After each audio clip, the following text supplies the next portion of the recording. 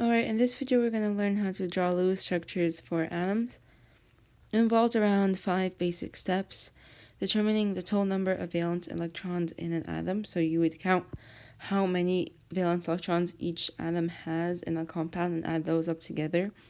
Then you would draw the bare Lewis structure, and what that means is, for example, let's say you have something like CH4, then you would draw the C in the middle with the H's on the outside, just to have something to go off of. And to do that, you'll use electronegativity. What that means is the least electronegative atom will go in the middle or the central. Something very important to note is that hydrogen is never a central atom.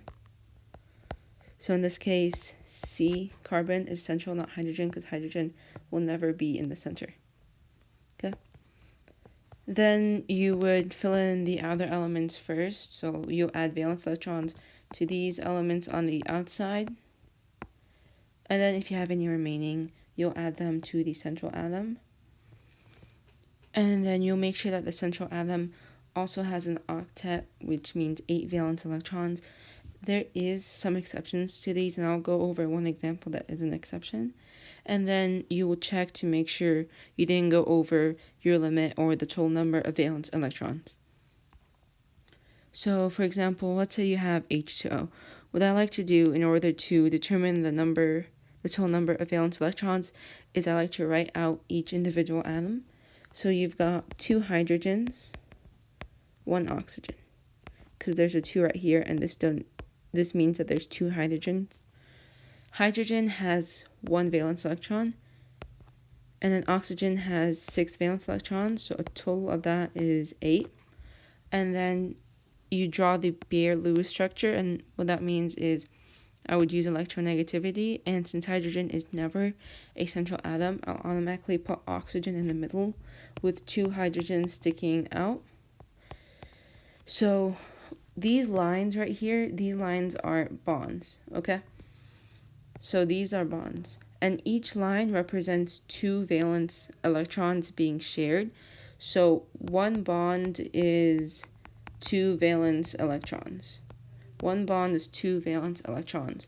So you can imagine these as just like 2 valence electrons. This is not a division symbol. I just mean that there's 2 valence electrons being shared in here. So since you have a total of 8 and you already used 4, 2 here, 2 here, then that would be 8 minus 4, which means you have 4 valence electrons left. And then fill in the other elements first. Well, in this case, you don't have to do that because hydrogen only needs 2 valence electrons to be happy. You actually shouldn't be filling out hydrogen. Hydrogen is perfectly fine. So meaning these 4 will go on oxygen. And then you'll make sure the central atom also has an octet, which it does. Automatically, it has 2 from this bond, 2 from this bond, 2 right here for these lone pairs. These are called lone pairs. Each one of these is a pair. So this is a pair, this is a pair, and they'll serve some significance in their geometry, but I won't get into that in this video.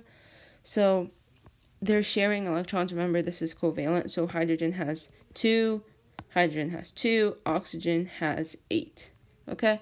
So this will be the Lewis structure for H2O. And just to check, we can count 2 right here, 4 right here, 2 right here. That's a total of 8. So we're good to go.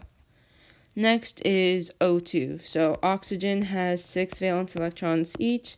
So that's 6, 6 with a total of 12 valence electrons. Then I draw the bare one. In this case, there's really no central atom because it's just 2. So even if you drew it this way, or if you just completely didn't do that and you drew it that way, it would be the same way. Same thing either way. I just like to draw it like this. Looks nicer. And then since this is 2 valence electrons right here, 12 minus 2 is equal to 10. So you'll have 10 valence electrons left to put around the oxygens. And since there's not really another element, you just put them around all of them. So 1, 2, 3, 4, 5, 6, 7, 8, 9, 10. And then when you look at that, okay, this oxygen right here, this oxygen's happy. It has 1, 2, 3, 4, 5, 6, and then 8 from this. This oxygen doesn't look very happy. It has 1, 2, 3, 4, and then these two, which is 6. So in this case, to get both of them happy, what you would do is you would erase two of those valence electrons. So those two valence electrons will then become a bond. And this doesn't change anything to this atom over here because it still has 4. If you think about it, since this is covalent, they're sharing, it has 8 right here. So it has 4 pairs. It has 1, 2, 3, 4, 5, 6, 7, 8. And then when you think about this one over here, since they're sharing the bonds, it has 1, 2, 3, 4, 5, 6, 7, 8. So this one also has 8. So in this case, they're both happy. So just a way to manipulate everything is by changing how the bonds are formed, so going from single bond to double bond, and that doesn't really affect this atom here, but it does make this one happier. So that's how you would draw the Lewis structure for O2. And then for N2, this one is a bit different. It actually involves a triple bond, and we'll see that here. So nitrogen has 5 valence electrons, and then that's a total of 2.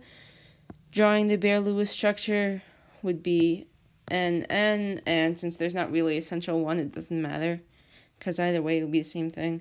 And since you already used 1 right here, that would be 1 bond, that would be 2 valence electrons gone. So 10 minus 2 is equal to 8, so you have 8 valence electrons left. So 1, 2, 3, 4, 5, 6, 7, 8. I typically start with the right one, but it doesn't really matter if you fill this one or if you fill this one first. And as you can see, the right one is very happy, but the left one is not. So a way to do that, remember here in O2, we moved these over here to make a bond. So we can do the same thing for N2, except we'll be moving a lot more. So far, this nitrogen has 4 valence electrons, including this bond of 2. So that means it needs 2 more pairs. So you would take these and make a bond out of it. So that means that these will go away. And then you can take these 2 over here and then make a bond out of that. So that means that this pair will go away and form a bond. And this ends up forming a triple bond between the 2 nitrogens, because if you look at it, this nitrogen has 1, 2, 3, 4, 5, 6, 7, 8. So it has 8 valence electrons. 8 valence electrons, so it's happy. And then when you look at this nitrogen, remember it's covalent, so they're sharing. It has 1, 2, 3, 4, 5, 6, 7, 8. So this one also has 8 valence electrons. So it's happy, and they're both happy, and that's how you know that you drew the right Lewis structure. So this one's a bit tricky. So arsenic and bromine. So you probably do need your periodic table for this one. Arsenic and bromine. So arsenic has 5 valence electrons. It's in the same group as phosphorus. Bromine, there's 3 bromines. So, and bromine has 7 valence electrons. So 7, 7, 7. If you add these up, you get a total of 26 valence electrons. And first we have to draw the Baeyer-Lewis structure, and this is where the electronegativity actually comes in hand. So if you look at arsenic and bromine on the periodic table, they're in the same period, but arsenic is more to the left. So if you would imagine this is the periodic table, arsenic is right here, bromine is right here. Bromine is more to the right, so it has a higher electronegativity, and arsenic is more to the left, so it has a lower electronegativity. This means that arsenic will go in the center. So for the Baeyer-Lewis structure, you would draw arsenic in the center with 3 bromines out. It doesn't matter if you draw the bromine on the bottom or the top. So far you've used 6 electrons out of the 26, because 2 in this bond, 2 in this bond, 2 in this bond. That's 3 bonds, or 6 valence electrons. So 26 minus 6 leaves us with 20 valence electrons left, and then you would fill in the outer elements first. So 1, 2, 3, 4, 5, 6, 7, 8, 9, 10, 11, 12, 13, 14, 15, 16, 17, 18, 19, 20. And this looks like a lot of dots, but this is actually correct. This is the correct Lewis structure, because if you count right here, bromine has 1, 2, 3, 4, 5, 6, 7, 8, 8, so it's happy. This bromine over here has 1, 2, 3, 4, 5, 6, 7, 8, 8 valence electrons, so it's happy. This bromine over here has 1, 2, 3, 4, 5, 6, 7, 8, 8 valence electrons, so this one's happy. And the arsenic in the middle, which gets to share all of this, has 1, 2, 3, 4, 5, 6, 7, 8, 8 valence electrons, so it's also happy. Meaning all the elements are happy, and this is the correct Lewis structure. And now we're going to get into one that's not a full octet, but it's still considered a very happy element. So bromine and 3 hydrogens. So bromine, hydrogen, hydrogen, hydrogen. So bromine has 3 valence electrons. Hydrogen 1, 1, 1. This is a total of 6 valence electrons. Remember, hydrogen never goes in the middle, so when we draw the Beer-Lewis structure, we're going to draw bromine with 3 hydrogens sticking out. I just typically draw the hydrogen in the bottom. I mean, you could just completely, depends on your preference, you could draw it up here if you wanted. I just like to draw it in the bottom. And so far, we've used 6 valence electrons, 2 here, 2 here, 2 here, so 6 minus 6 is 0. Oh no, we ended with 0.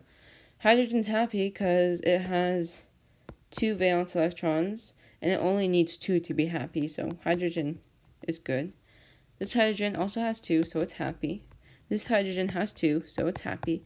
But this bromine, it only has 6, so you would think it would be unhappy, but no. Bromine is perfectly fine with having 6 valence electron. It's an exception to the octet rule, so meaning this is the correct Lewis structure. And anyways, you can't really just make 2 valence electrons out of thin air, so this is the only possible formation. So this would be the correct Lewis structure. Now you can try this one on your own, and as you can see, I haven't included the steps. So you can pause the video right now and try this element on your own. Remember to put the least electronegative element in the center. Okay, hopefully by now you've tried this problem out, and I've included the steps here as a reference if you need them to. And first, have to write down the number.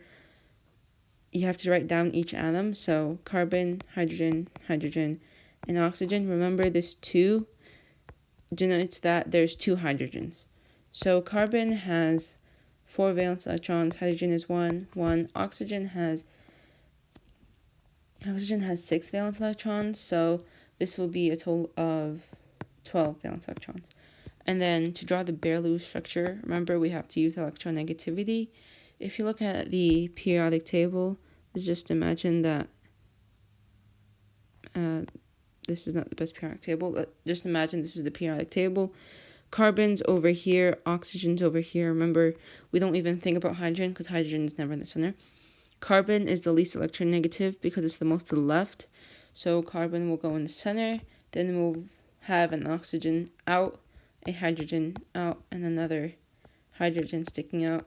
It doesn't matter if you put the hydrogen here or here, if you put the oxygen here or if you put it here. It's just wherever you want to put it. So far we used 3 bonds, which is a total of 6 electrons. 12 minus 6 is 6 leftover electrons. Then we fill in the outer elements first. So 1, 2, 3, 4, 5, 6. Okay, so let's see. Oxygen's happy. It has 1, 2, 3, 4, 5, 6, 7, 8, so it's happy. Hydrogen's happy because it has 2 and it only needs 2. This hydrogen is happy, so because it has 2 and it only needs 2, so these both are happy. But if you look at carbon, carbon only has 6. 1, 2, 3, 4, 5, 6, so it's not happy. And to make it happy, we can manipulate the bonds to let carbon have 4 bonds and still let oxygen keep its octet. So we can move these 2 electrons into a bond. So that means those electrons will form this bond and they will move away from this oxygen. This oxygen is still happy because if you look at it, it has 1, 2, 3, 4, 5, 6, 7, 8, so it's still happy. And now this carbon's happy because it has 1, 2, 3, 4, 5, 6, 7, 8. So then this would be the final Lewis structure. I hope this was helpful, and please subscribe and like.